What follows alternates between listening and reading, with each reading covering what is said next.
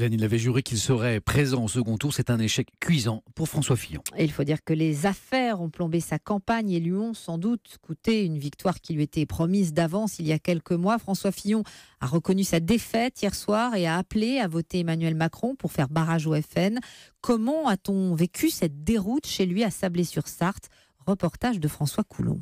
21h30, le maire de Sablé, Marc Joulot, annonce les résultats. François Fillon en tête, mais avec un score historiquement bas. François Fillon, 44,78%. Je suis triste, déçu. C'est un moment qui est douloureux. La participation elle-même accuse le coup, moins 5 points par rapport à 2012. Auguste se dit écœuré. Ça me dégoûte de voir ce que la gauche a fait envers Fillon. Il était trop en haut, quoi. Il fallait le détruire. Qu'est-ce que vous allez faire au second tour? Je voterai Le Pen. Dans le hall de la mairie, le coup de blues de Brigitte et Monique. Je suis super mal, très mal.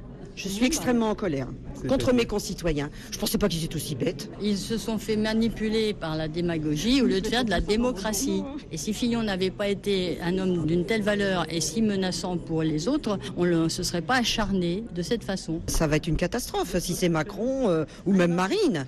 On peut bien nous appeler à voter pour un tel ou un tel. Moi, je ne me laisse pas manipuler comme ça. Je ne voterai pas. À la primaire de droite, François Fillon avait récolté ici même 95% des voix.